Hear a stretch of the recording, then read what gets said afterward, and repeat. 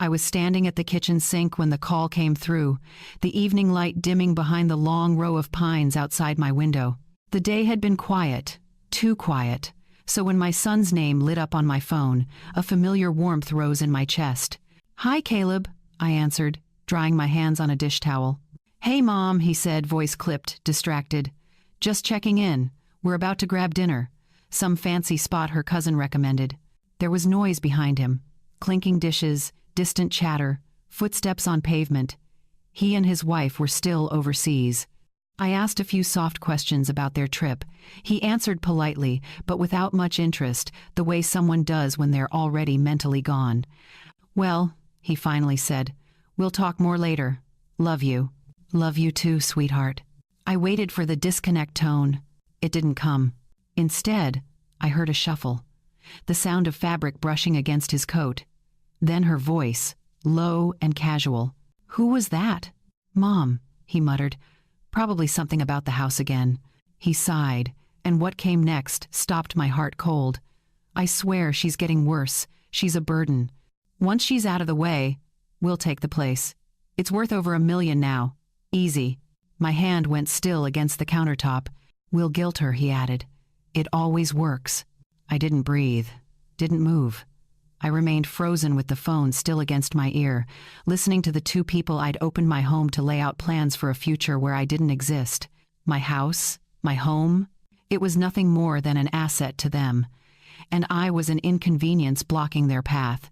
You know, I'm sitting here in my little apartment in Seattle right now, telling you this story, and I still remember how the air felt in that moment.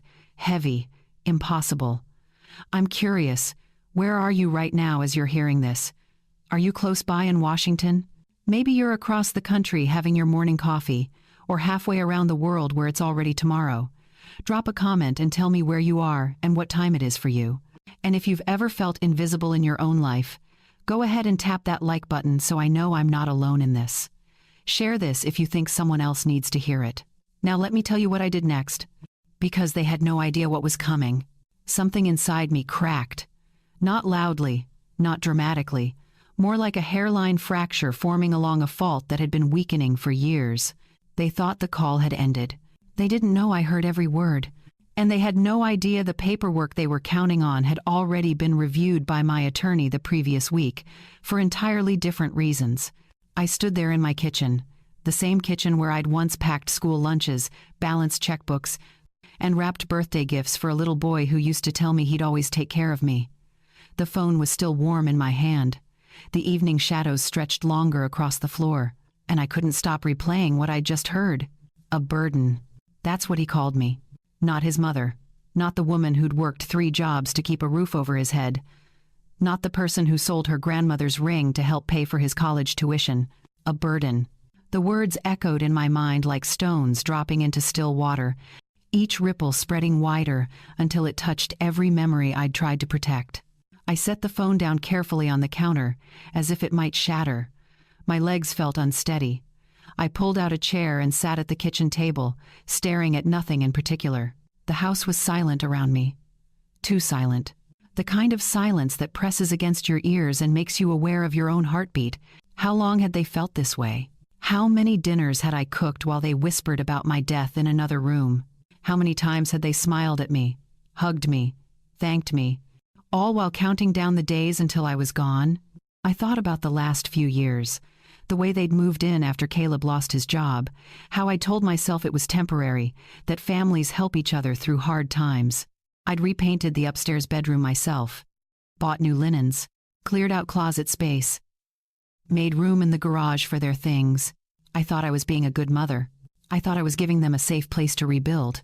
But somewhere along the way, my generosity had been mistaken for weakness. My kindness had been reinterpreted as desperation. And my home had stopped being mine. I looked around the kitchen. The walls I'd painted pale yellow because it reminded me of morning light. The window above the sink where I'd watched storms roll through and seasons change. The floor I'd mopped 1,000 times. The table where I'd sat alone so many nights, wondering if I'd done enough, been enough, loved enough. This was supposed to be my sanctuary. Instead, it had become a waiting room for my own obsolescence. I pulled open the drawer beside the stove and reached for the small metal box I kept tucked in the back. Inside was the deed to the house, the original paperwork from when I'd bought it years ago with the insurance money from my husband's passing. Every signature was mine. Every payment had been mine. Every sacrifice that built this place had come from my hands, my time, my life. I ran my fingers over the document, feeling the weight of it. Caleb had no idea that just 10 days earlier I had already contacted an attorney. Not because I suspected anything, but because a close friend had warned me about elderly financial abuse cases she'd read about. She'd suggested I add protections to my estate, just in case. The irony wasn't lost on me. I closed the box and placed it back in the drawer. My phone buzzed. A text from Caleb. "Hope you're doing okay, Mom. Talk soon." I stared at the message for a long time. Then I turned off my phone. And for the first time in years, I didn't feel guilt for the silence. I felt clarity. That clarity I felt sitting at my kitchen table didn't arrive out of nowhere. It had been building for years, layered beneath every excuse I'd made, every boundary I'd let slide, every moment I'd chosen peace over truth. But to understand how I got there, you need to know where it all began. I became a widow at 34. One moment I had a husband, a partner, a future. The next, I had a 7-year-old son, a mountain of hospital bills, and a life insurance check that felt like blood money. People told me I was strong. They said I was handling it well. They didn't see me in the bathroom at 2 in the morning, hands pressed against the sink, trying to remember how to breathe without sobbing. But Caleb needed me. And when you're the only parent left, you don't get the luxury of falling apart. So I didn't. I took that insurance money and bought a modest house outside Asheville. Nothing fancy. 3 bedrooms, a yard big enough for a swing set, and a porch where I could sit with my coffee in the mornings. It wasn't much, but it was ours. A place where we could start over. A place that felt like possibility instead of loss. I worked as a receptionist during the day. On weekends, I cleaned offices. Some months, when things got tight, I took on catering gigs. I wore shoes with holes in the soles and learned how to stretch a chicken across 4 meals. I bought my clothes from thrift stores and cut Caleb's hair in the kitchen because a barber cost $20 we didn't have. But Caleb never went without. He had new shoes every school year. He had birthday parties with cake and friends. He had a mother who showed up to every game, every recital, every parent-teacher conference, even when I had to rearrange 3 work schedules to make it happen. I told myself it was worth it. I told myself he'd remember the love, not the sacrifice. And for a while, I believed he did. When Caleb got his acceptance letter to college, I cried. Not because I was sad, but because it felt like proof. Proof that all the sleepless nights and empty bank accounts and aching feet had meant something. He was going to have opportunities I never had. He was going to build a life I could only dream about. The tuition was brutal. Even with scholarships, there were gaps. Big ones. I sold my grandmother's ring, the one piece of jewelry I'd promised myself I'd never part with. It had been in our family for 3 generations. But what's a ring compared to your child's future? I picked up another job. I stopped buying anything that wasn't essential.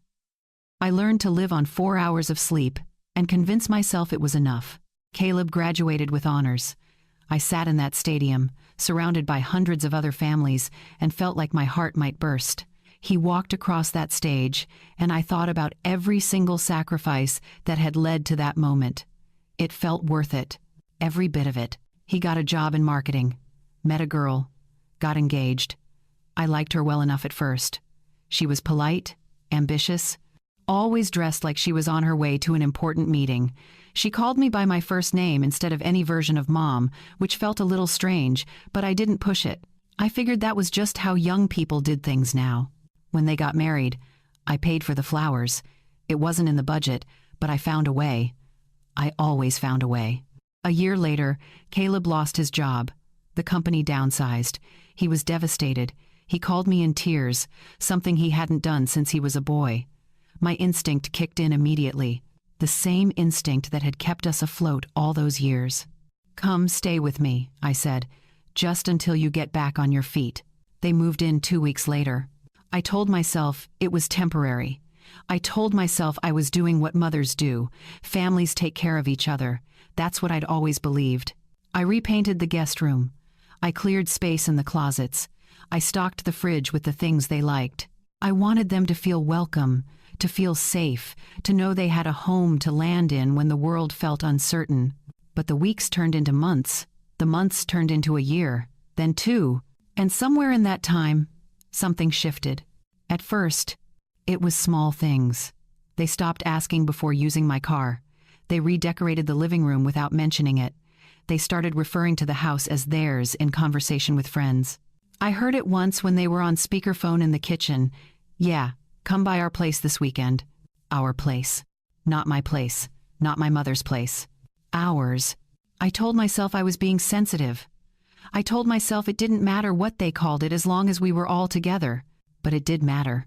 Because with each passing month, I felt myself shrinking. My routines were interrupted. My space was rearranged. My voice in my own home became quieter and quieter until I wasn't sure it existed at all. I started asking permission to use my own kitchen when they were cooking. I apologized for being in the way. I tiptoed through my own hallways. Caleb stopped checking in as much. Conversations became shorter, surface level. He was busy, he said, stressed, looking for work. I understood. I always understood. But the truth was, I'd stopped being his mother. I'd become his landlord, his maid, his convenient solution. And he'd stopped seeing me as a person. I just didn't realize how far it had gone until I heard those words on the phone. A burden. Sitting there at my kitchen table, phone turned off, deed in the drawer, I finally understood. The betrayal hadn't started that night. It had been happening in slow motion for years, and I'd let it. There's a difference between welcoming someone into your home and watching them take it over. The line is thin, almost invisible at first. But once you see it, you can't unsee it. It started with the mail. About 3 months after they moved in, I noticed letters addressed to them were being delivered to the house. Not forwarding notices, not temporary correspondence, permanent address changes, bank statements, credit card bills, memberships. They'd updated everything without asking me. When I mentioned it, Caleb shrugged. It's just easier, Mom. We're here anyway. I nodded. Of course. It made sense. Why wouldn't it make sense? Except it didn't feel like sense. It felt like permanence, like roots digging in without permission. Then came the furniture. One Saturday afternoon, I came home from the grocery store to find the living room completely rearranged. The couch I'd saved for months to buy had been pushed against the far wall. A new coffee table sat in the center of the room, modern and glass-topped, nothing like the warm wooden one I'd chosen years ago. We thought the space needed better flow, his wife said, not looking up from her phone. Don't you think it's better this way? I stood there holding bags of groceries, staring at a room that no longer felt like mine. It's fine, I said. But it wasn't fine. My coffee table was in the garage. I found it later, shoved behind boxes, one leg scratched. The kitchen was next. They replaced my dish soap with their preferred brand, bought a new set of pots and pans and moved mine to the bottom cabinet where I had to kneel to reach them, rearranged the pantry so I couldn't find anything without searching, installed a fancy coffee maker on the counter where my recipe box used to sit. That recipe box had been my mother's. I'd kept it in the same spot for over a decade. Now it was on top of the refrigerator, out of sight, gathering dust. We thought you'd appreciate the upgrade, Caleb said when I asked about the coffee maker. You always said you wanted one. I hadn't. I'd mentioned it once in passing, years ago, and decided I didn't need it. But he didn't remember that part.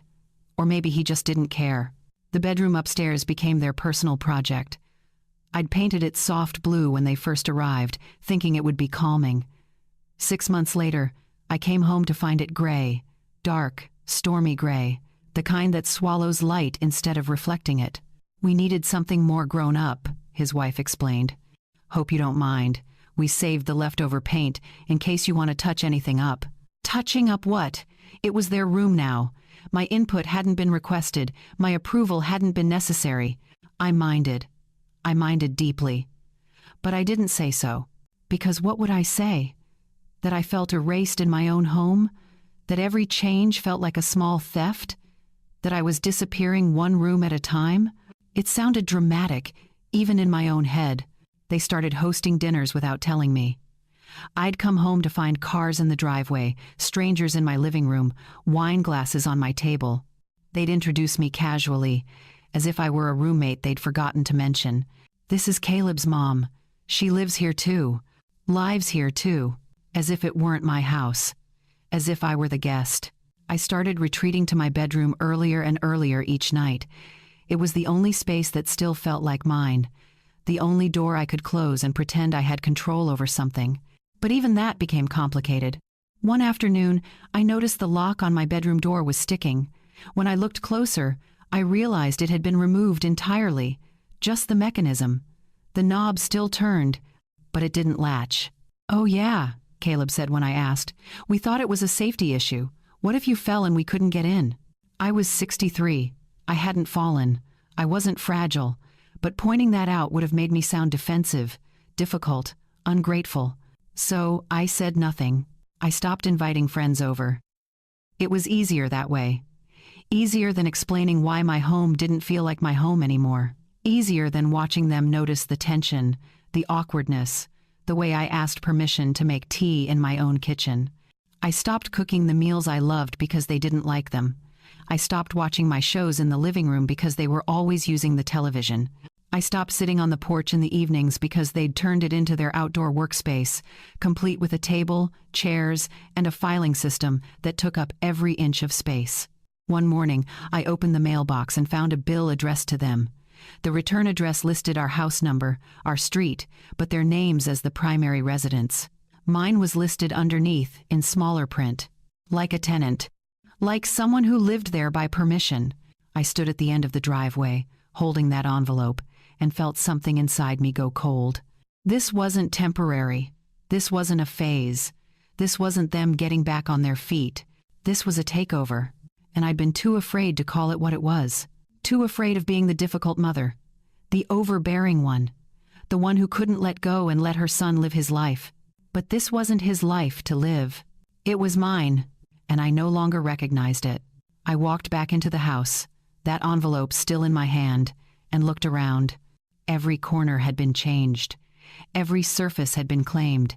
Every inch of space had been rewritten to fit their vision. And I had let it happen. Not because I wanted to, but because I didn't know how to stop it without feeling like I was the problem. That realization settled over me like weight. I wasn't losing my home. I'd already lost it. That phone call replayed in my mind on an endless loop. I tried to push it away. Tried to convince myself I'd misheard. Tried to tell myself there was context I was missing, some explanation that would soften the edges of what I'd heard. But the words were clear. Too clear. She's a burden. Once she's out of the way, we'll take the place. I kept hearing his voice. Not angry, not upset, just casual, matter of fact. Like he was discussing a minor inconvenience that would eventually resolve itself. Like I was a problem with an expiration date. And her response. No shock, no correction, just agreement. As if they'd discussed this before. As if this was already their plan, and he was simply updating her on the timeline. I sat in the dark that night, long after the house had gone quiet. My bedroom door, the one without a working lock, stayed closed but unlatched. I didn't turn on any lights. I just sat on the edge of my bed, phone in my hand, staring at the call log. Caleb's name, 32 minutes. I pressed play on the recording I'd made. Yes, I'd recorded it. The moment I realized the call hadn't disconnected, some instinct told me I needed proof. Proof that I wasn't imagining things. Proof that this wasn't grief or paranoia or the loneliness playing tricks on my mind. I needed to know it was real. So I'd opened the voice memo app with shaking hands and captured every word. Now, sitting in the darkness, I listened again. His voice came through the speaker, distant but unmistakable. I swear, she's getting worse. Worse. As if I were deteriorating. As if age was a crime. As if getting older meant I deserved less respect, less consideration, less humanity. Once she's out of the way, we'll take the place. It's worth over $1 million now. Easy. There it was. The number, the appraisal. They'd already looked into it. Already calculated my worth in terms of real estate. Already measured my life against market value. I heard his wife laugh. Not a cruel laugh, just amused, like he'd made a clever observation. "We'll guilt her," he continued. "It always works." I stopped the recording. My hands were trembling. Guilt. He'd weaponized my love, turned every moment of my generosity into manipulation. Every time I'd said yes when I wanted to say no. Every time I'd put their comfort ahead of my own. Every time I'd apologized for existing in my own space. He knew. He knew exactly how to control me. And he'd been doing it for years. I thought about every conversation we'd had recently, every request, every suggestion. I started seeing them differently now, like pulling back a curtain and realizing the whole stage had been set. "Mom, would you mind if we used your car this weekend? Ours is acting up again. Mom, we're thinking about repainting the hallway. You're okay with that, right? Mom, we invited some friends over. You don't mind, do you?" Every question phrased to make refusal seem selfish. Every favor framed as though I'd be unreasonable to decline. And I'd fallen for it. Every single time. Because I didn't want to be the difficult mother. I didn't want to be the burden he apparently already thought I was. I played the recording a third time. This time, I focused on the tone, the ease of it, the lack of hesitation. This wasn't a new thought. This wasn't something said in anger or frustration that he'd regret later. This was a plan that required my absence. Not my presence, not my participation, my absence. I thought about the phrase, "out of the way." What did that mean exactly? Did they expect me to die conveniently? Were they waiting for an accident, an illness, some natural progression that would remove me from the equation?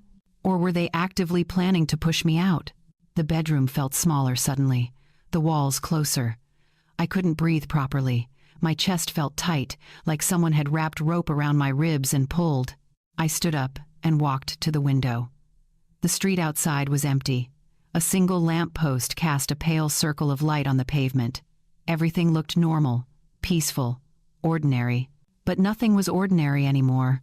I pressed my forehead against the cool glass and closed my eyes. How does a mother recover from this? How do you reconcile the child you raised with the person who sees you as an obstacle? How do you separate the boy who used to hold your hand in parking lots from the man who discusses your death like a financial opportunity? I couldn't. The boy I remembered didn't exist anymore. Maybe he never had. Maybe I'd been so busy trying to give him everything that I'd never noticed what he was becoming. Or maybe people just change. Maybe love isn't enough. Maybe sacrifice doesn't guarantee loyalty. Maybe I'd been foolish to believe it did. I opened my eyes and looked at my reflection in the dark window. An older woman stared back, tired, worn, invisible, but not gone. Not yet. Something hardened in my chest. Not anger, not rage, something colder, something sharper, something that felt like the beginning of a decision I couldn't take back. They wanted me out of the way. They wanted my house, my money, my absence. They wanted me erased so they could step into the space I'd built and pretend they'd earned it. But this house wasn't theirs. This life wasn't theirs. And I wasn't finished living it. I walked to my closet and pulled out the small fireproof box I kept on the top shelf.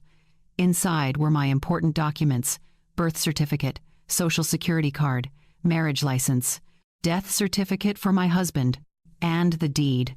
I held it in my hands, feeling the weight of the paper, the significance of the ink.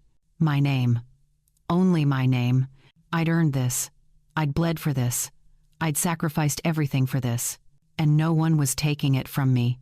I picked up my phone and searched for my attorney's number. It was late. Too late to call, but I saved the contact, highlighted it. Tomorrow morning, I would make that call. Tonight, I would stop being afraid. I didn't sleep that night. I couldn't. Every time I closed my eyes, I heard his voice. Every time I tried to rest, my mind raced through possibilities, consequences, outcomes. By the time dawn broke, I'd already showered, dressed, and made coffee. I sat at the kitchen table, watching the sky lighten through the window, waiting for a reasonable hour to make the call. At 8:30, I dialed. "Henderson and Associates. How may I help you?" "This is Margaret Bennett. I need to speak with Linda Henderson." "It's urgent."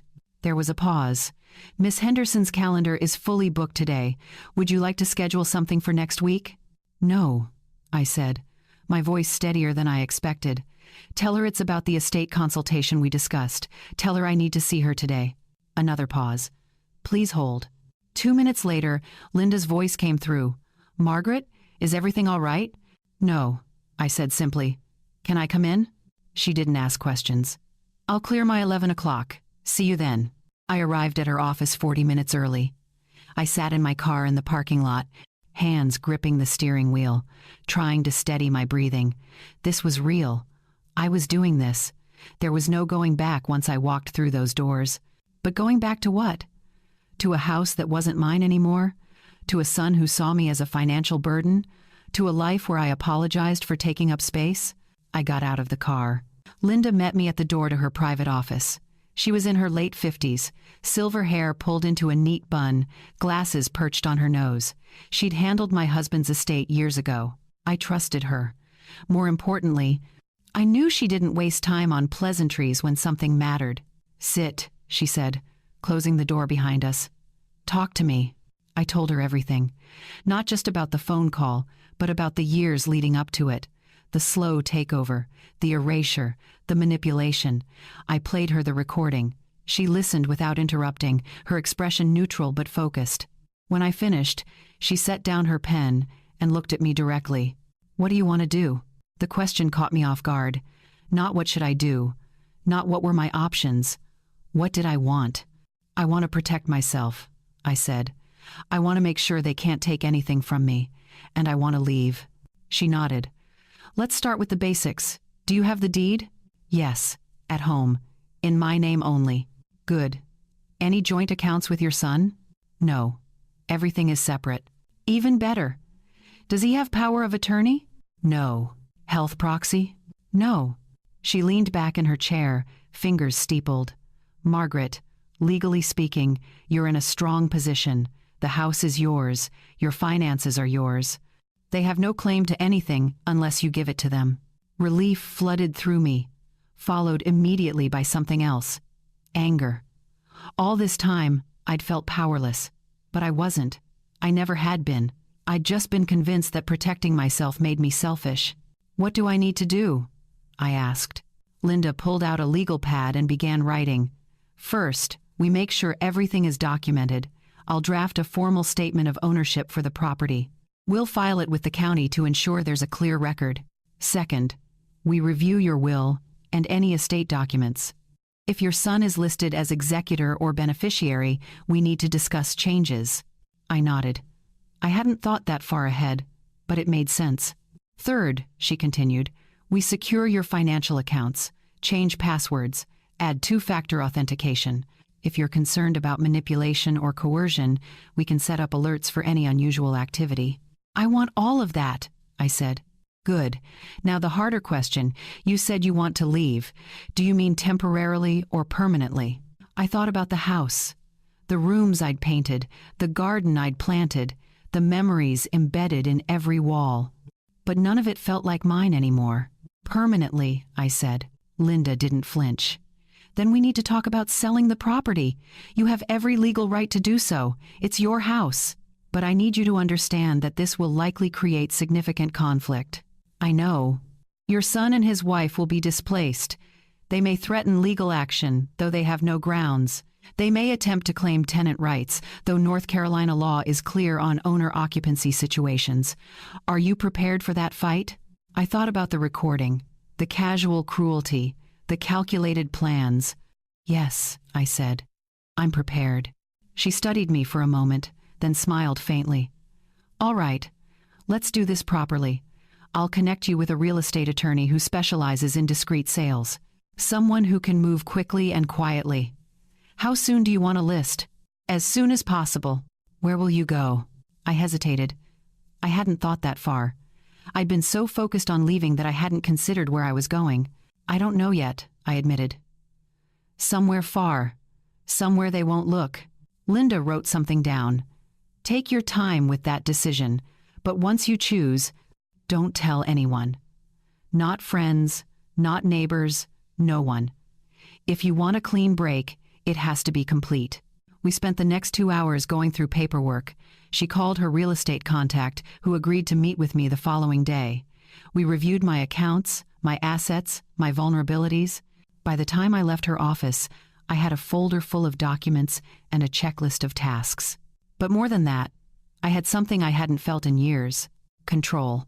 Not over them, not over the situation, over myself. I walked to my car, slid into the driver's seat, and sat there for a long moment. The sun was high now, warming the interior. I felt lighter, stronger, like I'd been holding my breath for years and finally remembered how to exhale. My phone buzzed, a text from Caleb. "Hey Mom, what's for dinner tonight?" I stared at the message. Then I deleted it without responding and drove home to start packing. The real estate attorney was a woman named Janet Corso. She met me at a coffee shop 2 towns over, not in an office. Discreet, just like Linda promised. She didn't waste time. "I've reviewed the property details. Prime location, well-maintained, strong market. I have a buyer who's been looking in that area for 6 months. Cash offer, no contingencies. If you're serious, we can close in 3 weeks." 3 weeks. 21 days between the life I'd known and the life I was choosing. "I'm serious," I said. She slid a folder across the table. "Sign here, here, and here. Initial the bottom. I'll handle everything else. You won't need to be present for inspections or showings. I'll coordinate with a locksmith to change the locks 72 hours before closing. You'll have time to remove your belongings." "What about them?" I asked. "The people living there? Legally, they're guests. You're not required to give notice, but for your own peace of mind, I'd suggest being gone before they realize what's happening." I signed the papers. By the time I got home, it was late afternoon. Caleb and his wife were both out. I stood in the entryway, keys still in my hand, and looked around. This was the last time I'd walk through these rooms as the owner. The last time these walls would hold my story. I started in the living room. The couch they'd moved still sat against the far wall. I remembered buying it. Remembered the salesman telling me it would last 20 years. It had lasted longer. I ran my hand along the armrest, feeling the worn fabric under my fingers. I thought about the nights I'd curled up there with Caleb when he was small, reading him stories until he fell asleep, how his head would get heavy against my shoulder, how I'd carry him to bed and tuck him in, whispering that I loved him even though he couldn't hear. That boy was gone. I moved to the kitchen, the table where we'd eaten breakfast together, the window where I'd stood washing dishes, watching seasons change, the spot on the floor where he'd spilled juice when he was 6 and I'd laughed instead of scolding him. So many memories, so much love poured into every corner. But love doesn't live in walls. It lives in people. And the people here had stopped returning it years ago. I went upstairs and pulled 3 large suitcases from the hall closet. In my bedroom, I began packing methodically, clothes first, only what I needed. I left behind anything that felt tied to this version of my life. The dress I'd worn to his wedding, the sweater he'd given me for Christmas 3 years ago, the robe I'd bought thinking it made me look maternal and soft. I didn't need soft anymore. I packed my books, my journals, the photo albums I'd kept since Caleb was born, letters from my husband, my mother's jewelry box, small things that held weight beyond their size. In the closet, I found a box of my husband's belongings I'd never been able to part with. His watch, his reading glasses, a flannel shirt that still smelled like him, even after all these years. I packed those too. Then I started on their things. I went through the house room by room, gathering everything that belonged to Caleb and his wife. Clothes, toiletries, books, electronics, kitchen gadgets, decorations, every single item. I folded everything neatly. I wasn't angry. I wasn't vengeful. I was just done. I labeled each box clearly.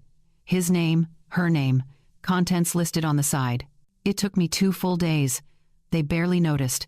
They came and went, busy with their own lives, their own plans. I worked while they were out. I stayed in my room when they were home. On the 3rd day, I rented a storage unit an hour north. I chose a facility that required 2 forms of identification for access. I loaded every box into my car, made 3 trips, and stacked everything inside the unit with care. When I finished, I took photos of every box, every label, every corner of the space, documentation, proof that I hadn't destroyed anything, hadn't stolen anything. that I'd treated their belongings with more respect than they'd ever shown mine. I locked the unit and put the key in a sealed envelope. I wrote their names on the front, nothing else, just their names. I dropped the envelope at Linda's office. She'd give it to them when the time came, not before. The house felt different when I returned. Emptier, lighter, like it was already letting go. I walked through each room one last time. I said goodbye to the maple tree outside the kitchen window. Goodbye to the porch where I'd spent so many quiet evenings. Goodbye to the walls that had witnessed every version of me. I felt sad, but not broken. There's a difference. On my final night, I couldn't sleep. I sat at the kitchen table with a pen and a piece of paper. I thought about what to say, thought about explaining, defending, justifying. But they didn't deserve an explanation. They'd made their plans. Now I'd made mine. I wrote 4 words. Surprise. A burden handled this. I set the note on the counter, right where they'd see it. Beside it, I placed the house keys. I took one last look around. The kitchen light glowed soft and yellow. Everything was clean, orderly, empty of my presence. I picked up my suitcase, walked through the hallway, and stepped into the garage. My car was packed. Everything I needed was already inside. I pressed the button to open the garage door. The mechanism hummed to life. Cold air rushed in.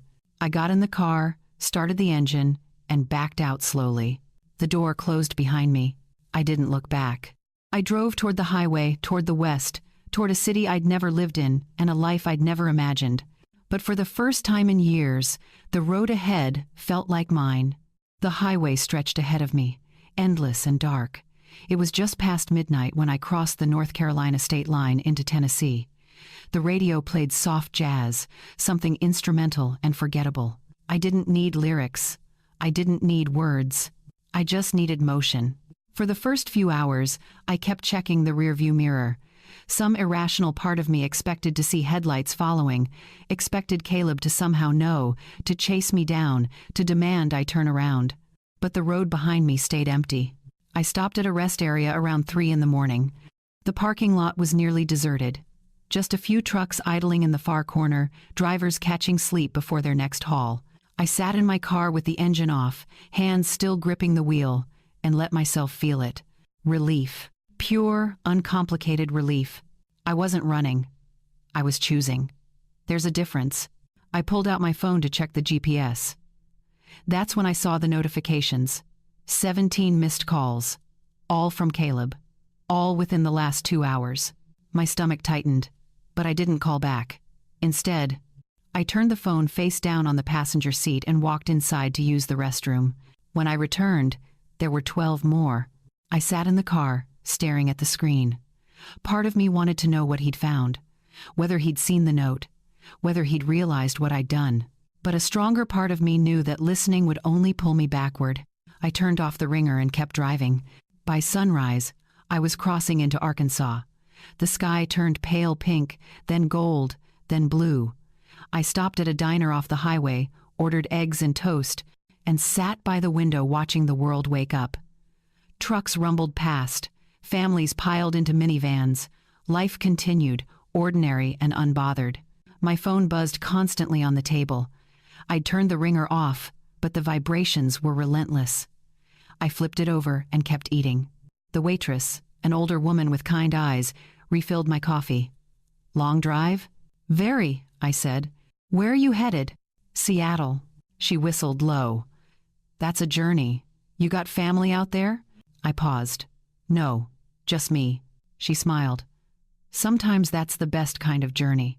I finished my meal, left a generous tip, and got back on the road. By midday, the voicemails had piled up. 43 missed calls now. I pulled into a gas station in Oklahoma and, against my better judgment, opened the voicemail app. I didn't listen to them. I just scrolled through, reading the transcriptions the phone generated automatically. The first few were frantic. Mom, where are you? Call me back. Mom, this isn't funny. Call me right now. Why are the locks changed? What's going on? Then came anger. You can't just leave. This is insane. We live here. You're being irrational. Whatever you think happened, we can talk about it. Call me back, or I'm contacting the police. Empty threats. I knew that. Linda had prepared me for this. They had no legal standing, no claim, no leverage. But the desperation in those early messages was real. I could feel it through the screen, could imagine his voice rising, his frustration building. Good. Let him feel what I felt. Let him scramble for answers. Let him stand in a space that wasn't his and realize he'd taken it for granted. By the time I reached the Texas Panhandle, the tone had shifted. "Mom, please. Just tell me you're okay. I'm worried. We're sorry if we upset you. Can we talk about this? I don't understand what we did wrong." That last one almost made me laugh. He didn't understand. Of course he didn't. Because understanding would require seeing me as something other than a fixture, something other than a means to an end. I deleted the app entirely, not just the voicemails, the whole thing. If he needed to reach me, he could send a text, and I'd decide if I wanted to read it. The further west I drove, the more the landscape changed. Flat plains gave way to rolling hills. Towns grew smaller, more spread out. The air felt thinner, cleaner. I stopped in Amarillo for the night, checked into a budget motel, and collapsed onto the bed fully clothed. My phone sat on the nightstand, silent now without notifications. I stared at the ceiling, listening to the hum of the air conditioner, and felt something I hadn't expected. Peace. Not happiness. Not joy. Just peace. The next morning, I woke before dawn and kept driving. Through New Mexico, where the sky stretched impossibly wide. Through Colorado, where mountains rose like monuments. Through Wyoming, where the emptiness felt deliberate, like the land itself was making room for something new. I stopped only for gas and food. I drove with the windows cracked, letting the wind pull at my hair. I listened to podcasts about things I'd never had time for: gardening, astronomy, women who'd started over in their 60s and 70s. I wasn't alone in this. By the time I crossed into Washington, the sun was setting behind me. The landscape turned green, lush in a way that felt almost foreign after the dry plains. Trees crowded the highway. Rivers cut through valleys. I pulled over at a scenic overlook and got out of the car. My legs were stiff, my back ached. But standing there, looking out at the mountains in the distance, I felt something settle inside me. I'd made it. Not just across state lines, not just away from them. I'd made it to the other side of a decision I'd been too afraid to make for years. My phone buzzed one last time. I glanced at the screen. 47 missed calls. I powered it off completely and put it in the glove compartment. Then I got back in the car and drove toward Seattle, toward the unknown, toward whatever came next. And for the first time in decades, I wasn't afraid of it. Seattle welcomed me with rain. Not the harsh, punishing kind, but a soft mist that clung to everything. I pulled into the city limits just after 9 in the evening, streetlights reflecting off wet pavement, the skyline glowing through low clouds. I'd booked a short-term rental online during one of my stops, a furnished studio in the Fremont neighborhood. Nothing fancy. Just a bed, a small kitchen, and a window that overlooked a quiet street lined with trees. The landlord met me at the building entrance. An older man with a gray beard and a Seahawks cap. He handed me the keys without asking questions. "First month is paid up," he said. "Laundry is in the basement. Trash goes out on Tuesdays. You need anything, my number's on the fridge." "Thank you," I said. He nodded and left. I carried my suitcases up 2 flights of stairs, unlocked the door, and stepped inside. The space was small, clean, impersonal in the best way. No memories lived here. No ghosts lingered in the corners. It was just a room, 4 walls, a fresh start. I set my bags down and walked to the window. Below, a couple walked their dog. A cyclist pedaled past. Life happening, ordinary and unbothered. I stood there for a long time, just watching. The first week was strange. I woke each morning without purpose, without routine, without anyone expecting anything from me. I'd open my eyes, see unfamiliar walls, and have to remind myself where I was. I walked a lot. I explored the neighborhood slowly, learning the layout. There was a coffee shop 2 blocks away that opened early, a grocery store within walking distance, a small park where people brought their dogs in the mornings. I bought groceries for one, cooked meals for one, ate at a table meant for one. It should have felt lonely, but it didn't. For the first time in my life, being alone didn't mean being abandoned. It meant being free. I turned my phone back on after 5 days. The missed calls had stopped. In their place were a handful of text messages. I scanned them quickly. "Mom, we need to talk. This isn't fair to us. We're going to fix this. Just tell us where you are." I didn't respond. Instead, I blocked their numbers. Not out of cruelty, out of necessity. I needed space. I needed silence. I needed to remember who I was without their voices in my head. On my 10th day in Seattle, I found a flyer at the coffee shop. A support group for people navigating life transitions. It met twice a week at a community center downtown. I almost didn't go. I'd never been the type to share personal things with strangers, but something about the description caught me. A space for those rebuilding after loss, change, or difficult decisions. That was me. Rebuilding. The first meeting was awkward. 8 people sat in a circle in a room that smelled like old coffee and cleaning supplies. A facilitator named Ruth introduced herself and explained the format. No judgment, no advice unless asked, just listening. One by one, people shared. A woman in her 50s whose husband had left after 30 years. A man who'd walked away from a career that was destroying him. A younger woman estranged from her family for reasons she didn't elaborate on. When it was my turn, I kept it simple. I left my home. My son. A life that wasn't mine anymore. Ruth nodded. "How does that feel?" I thought about it, like I'm still catching my breath. "That's normal," she said. "Freedom can feel like falling at first." I went back the following week. And the week after that. Slowly, I started recognizing faces, learning names, hearing pieces of their stories. Not all at once, but in small increments. There was Karen, who'd escaped an abusive marriage and was learning to trust again. David, who'd cut ties with toxic siblings. Priya, who'd moved across the country to escape family pressure about marriage and career.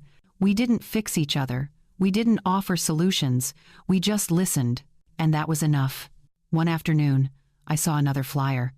A local shelter was looking for volunteers, meal prep, sorting donations, spending time with residents who needed someone to talk to. I called the number listed. 2 days later, I was standing in the shelter kitchen, chopping vegetables alongside 3 other volunteers. The woman next to me, a retired nurse named Gloria, showed me the routine. We worked in comfortable silence, the rhythm of knives on cutting boards filling the space.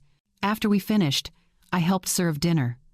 Families came through the line, single mothers with tired eyes, older men who thanked me quietly, teenagers who looked both guarded and grateful.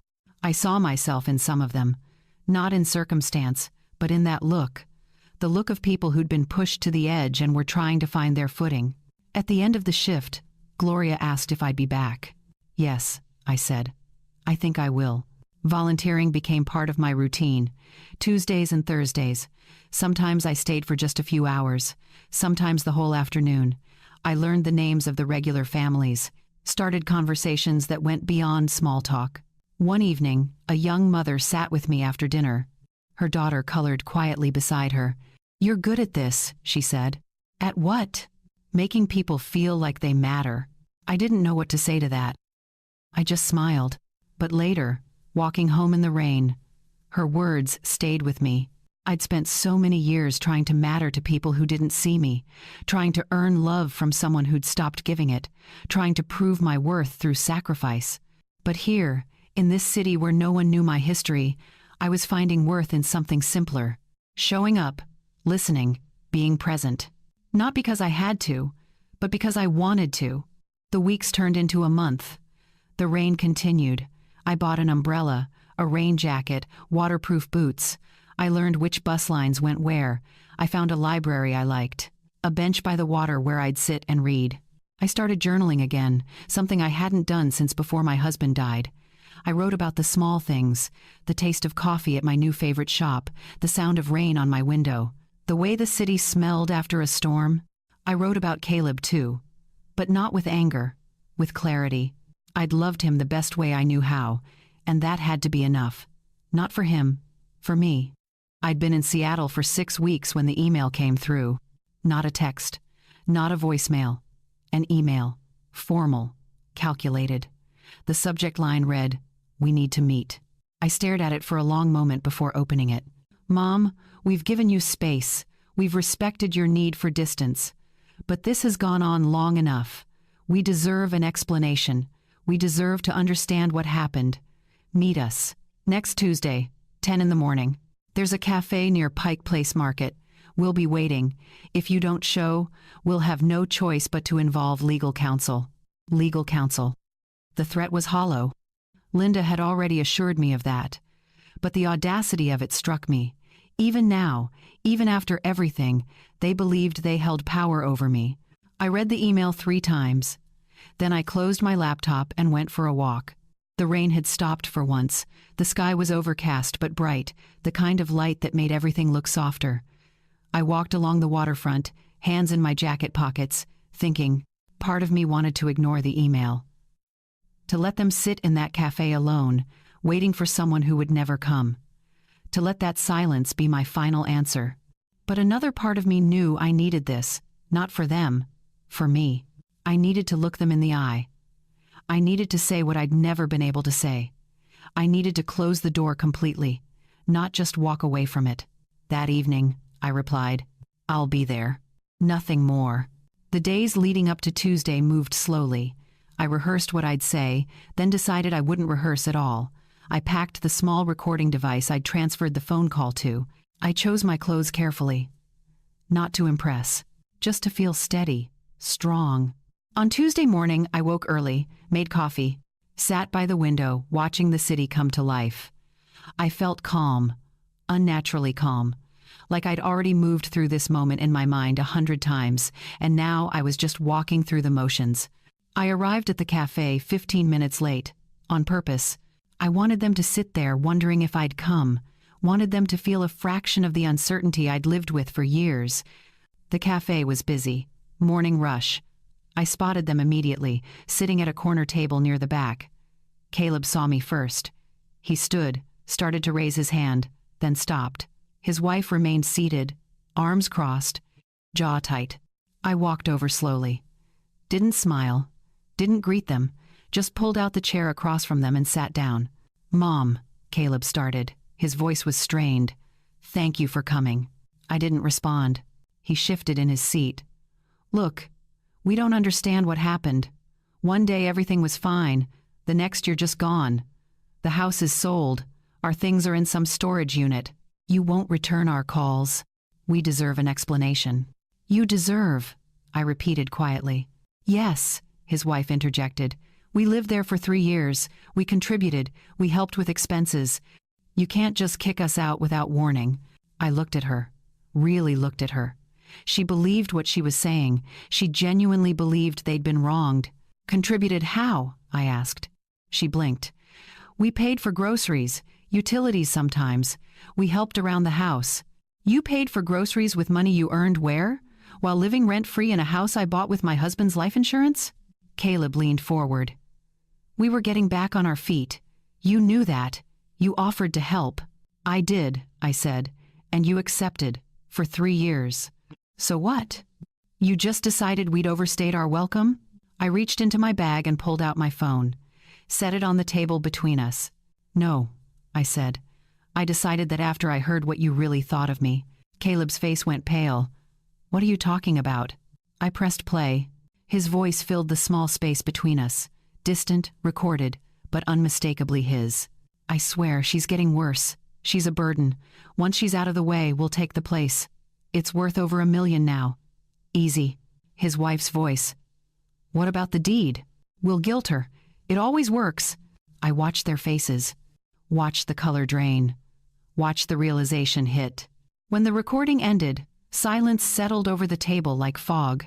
Caleb opened his mouth, closed it, tried again. "You misunderstood." "No," I said. "I understood perfectly. That was taken out of context. We were frustrated. We didn't mean it the way it sounded." "You meant every word." His wife leaned forward, voice sharp. "You recorded a private conversation. That's illegal." "Actually, it's not," I said calmly. "North Carolina is a one-party consent state. I was part of the conversation. The call hadn't disconnected." Everything on that recording is legal. She sat back, mouth tight. Caleb tried a different approach. Softened his voice. Mom, I'm sorry if we hurt you. I am, but we're family. We can work through this. Family, I repeated. The word tasted strange. Family doesn't see each other as obstacles. Family doesn't plan for someone's death like it's a financial opportunity. That's not fair. Isn't it? I leaned forward. You took over my home, erased me from my own space, spoke about me like I was already gone. And when I finally left, your first instinct wasn't concern. It was anger that I'd taken something you thought belonged to you. It did belong to us, his wife snapped. We lived there. We built a life there. On my foundation, I said, using my resources, while counting down the days until I wasn't in the way anymore. Caleb put his head in his hands. What do you want from us? Nothing, I said. I don't want anything. I came here to tell you that I'm done. Done apologizing, done shrinking, done being the burden you called me. I stood up, picked up my phone, and slipped it back into my bag. Your things are in a storage unit. My attorney has the key. You'll get it when the paperwork is finalized. After that, don't contact me again. Mom, please, Caleb said, voice breaking. Don't do this. I looked at him, at the son I'd raised, the man I didn't recognize. I'm not doing anything, I said. I'm just finally stopping. I turned and walked out of the cafe, didn't look back, didn't hesitate. Outside, the air was cool and damp. I walked to the waterfront and stood there, breathing. It was done. Not forgiven, not forgotten, just done. And that was enough. The days after the meeting passed in a strange, suspended quiet. I expected to feel something dramatic. Relief, maybe. Or vindication. Even sadness would have made sense. Instead, I felt nothing. Just a hollow sort of stillness, like the silence after a door closes. I kept my routine.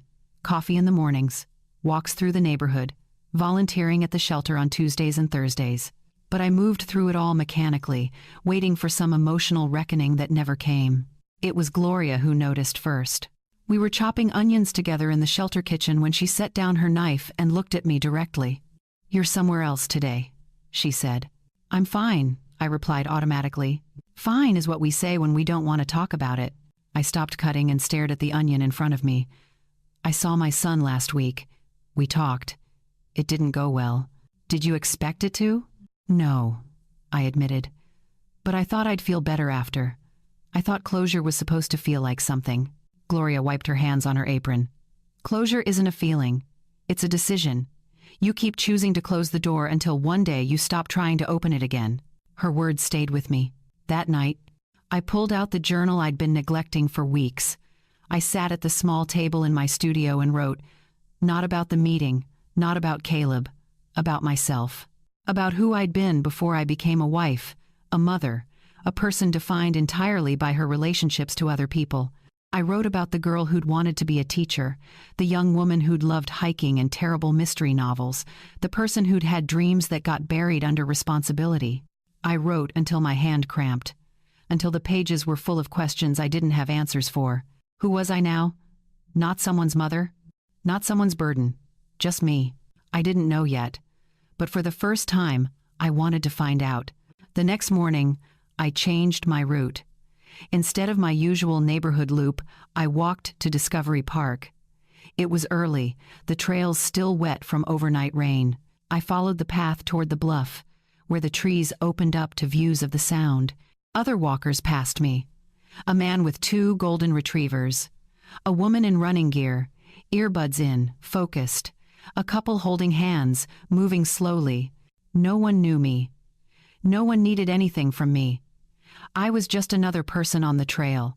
It should have felt lonely. Instead, it felt like breathing. I started going to the park every few days. Sometimes I walked for an hour. Sometimes I just sat on a bench and watched the water. I brought my journal once and wrote about the way light moved across the waves. How it shifted and changed, never the same twice. At the support group, I started sharing more. Not big revelations, just small truths. I'm learning that I don't have to fill silence with explanations, I said one evening. Ruth smiled. That's growth. Karen, the woman who'd escaped her marriage, nodded. It took me a year to stop apologizing for taking up space. You're ahead of where I was. We all laughed.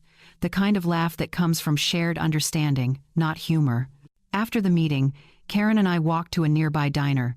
We ordered pie and coffee and talked about nothing important: books we'd read, shows we'd watched, the absurdity of Seattle's obsession with coffee when it rained constantly. It wasn't deep. It wasn't therapy. It was just two people being human together. And it felt like friendship. At the shelter, I started working with a young mother named Vanessa. She was 26 with a 3-year-old daughter named Ruby. They'd been staying at the shelter for 2 months after leaving an unstable situation. Vanessa reminded me of myself at that age. Tired but determined, scared but refusing to show it. One afternoon, while Ruby colored at a nearby table, Vanessa asked me, "How did you know when to leave?" I thought about it. When staying hurt more than the fear of leaving. She nodded slowly. "I keep wondering if I made the right choice. If I should have tried harder." "Trying harder doesn't fix people who don't want to change," I said. "It just exhausts you." She looked at me with something like recognition. "You sound like you know." "I do." We didn't talk more about it. But the next week, she told me she'd applied for a job. 2 weeks after that, she got it. A month later, she and Ruby moved into transitional housing. Before she left, she hugged me. "Thank you for listening, for not judging." "You did the hard part," I said. "I just showed up." But her words stayed with me.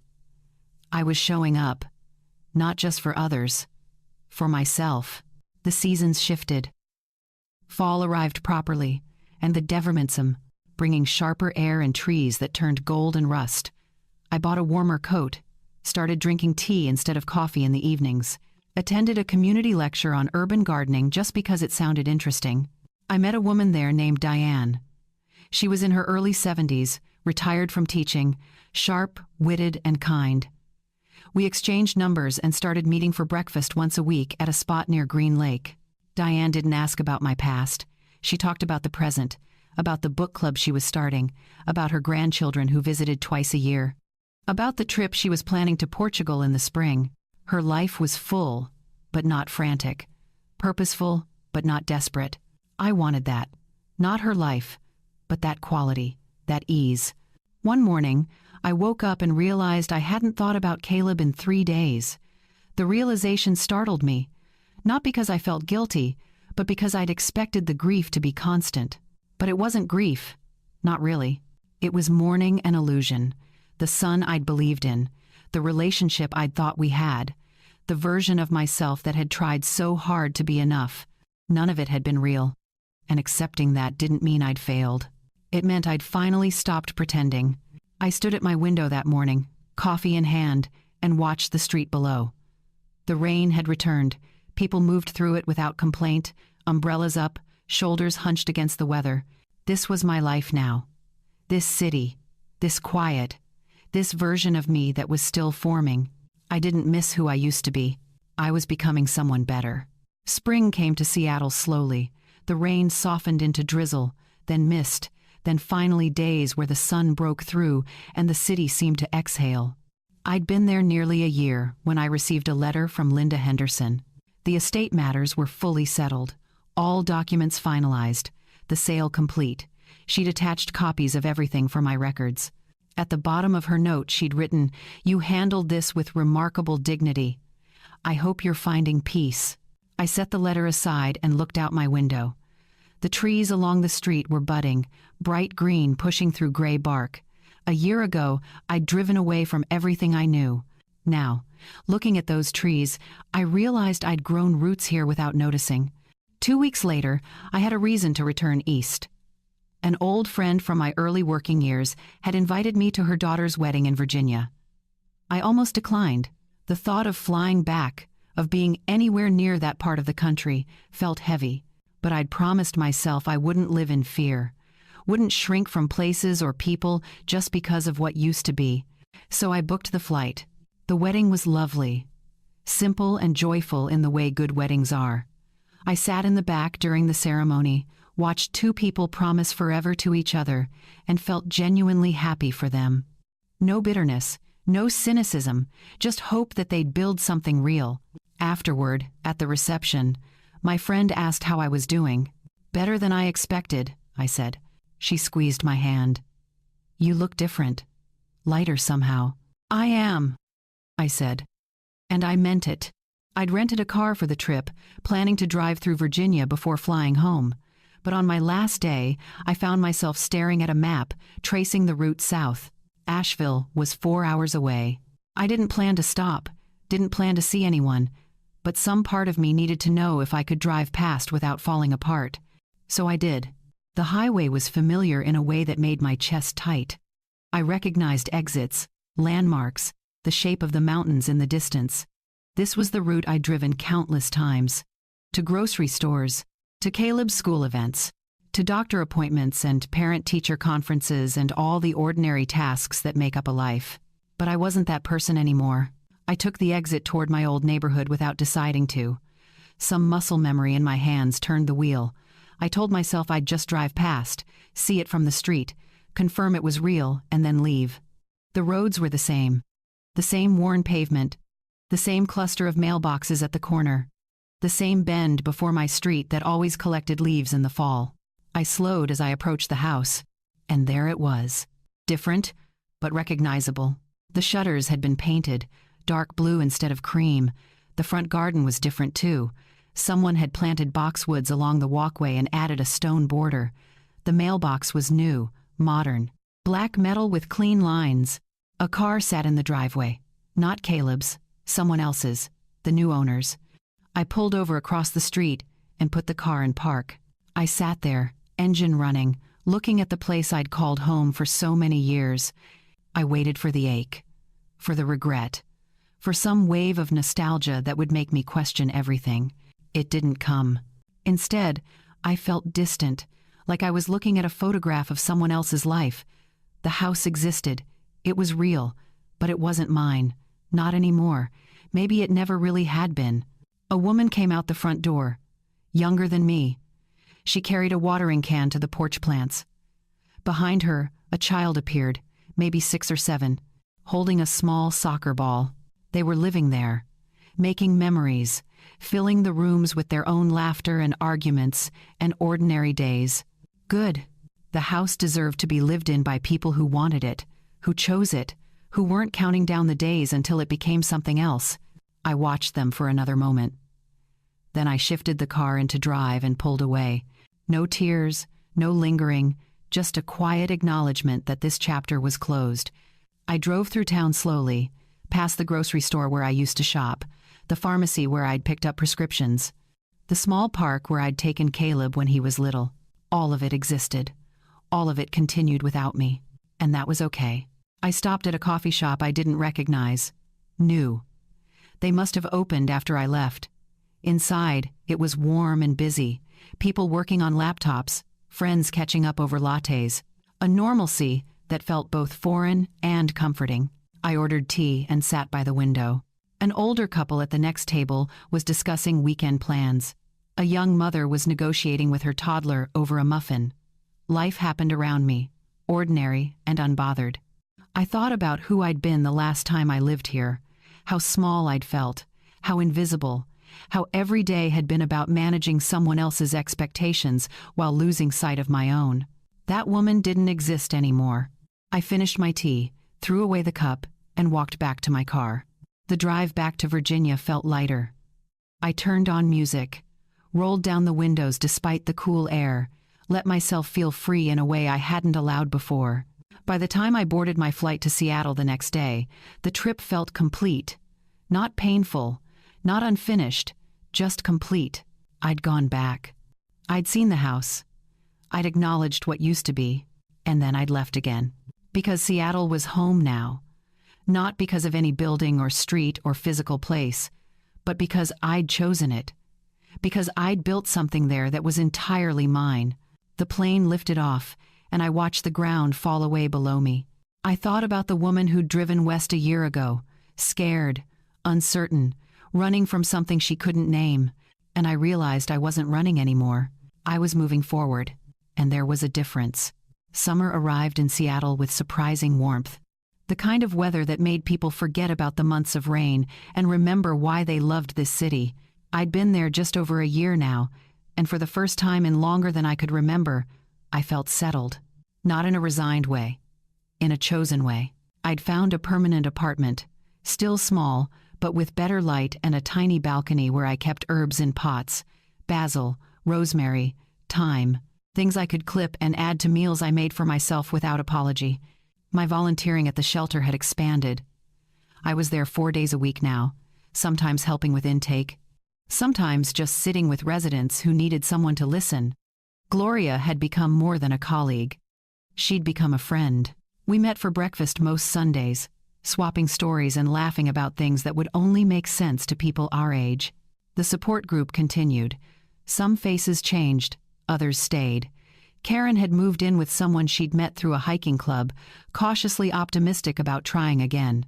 David had reconciled with one sibling while maintaining boundaries with the others. We celebrated the small victories, held space for the setbacks. One evening after group, Ruth pulled me aside. "You've come a long way," she said. "When you first walked in here, you could barely get through a sentence without apologizing for existing." I smiled. "I remember. You don't do that anymore." She was right. I'd stopped saying sorry for things that didn't require apology, stopped shrinking to make room for people who wouldn't have made room for me. That night, I sat on my balcony with a glass of wine and my journal. The city hummed below. Voices drifted up from the street. Laughter, music, life happening in layers. I opened to a blank page and wrote a letter. Not to Caleb, not to anyone else, to myself. "Dear Margaret," I began. "You spent so many years believing your worth was measured by how much you gave, how much you sacrificed, how much you endured without complaint. You thought love was supposed to hurt, that mothers were meant to disappear so their children could thrive, that asking for anything made you selfish. You were wrong.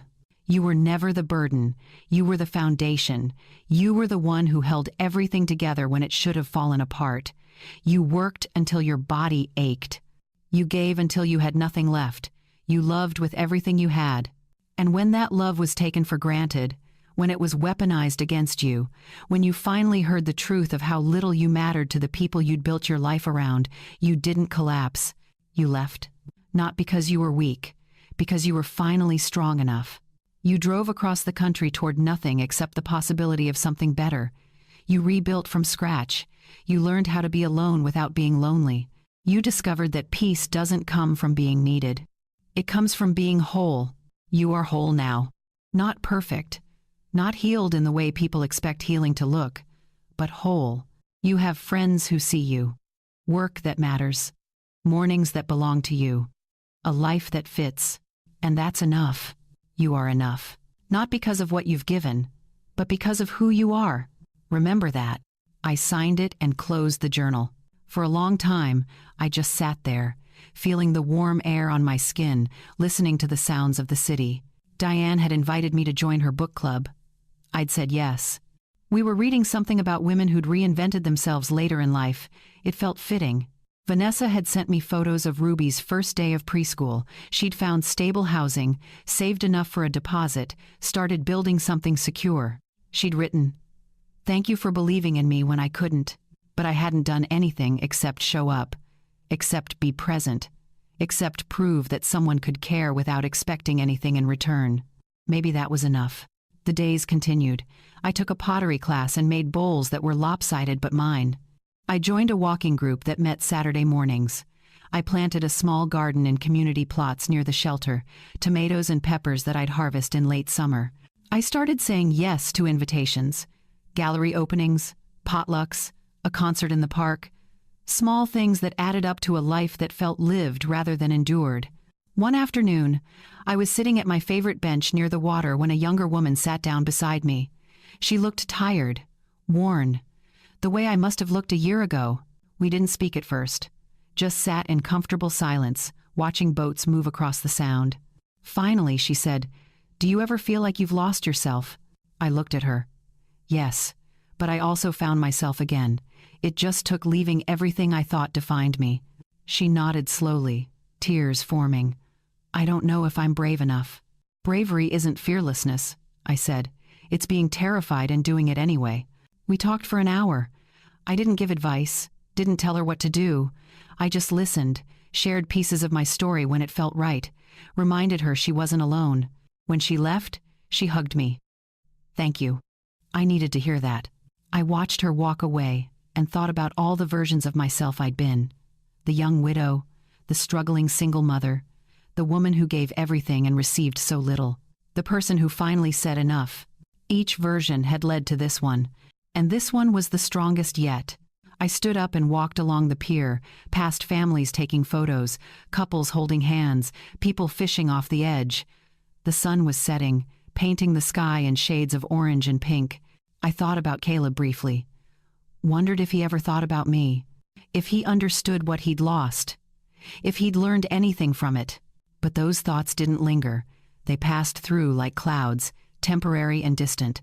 Because this life, the one I was living now, wasn't about him. It was about me.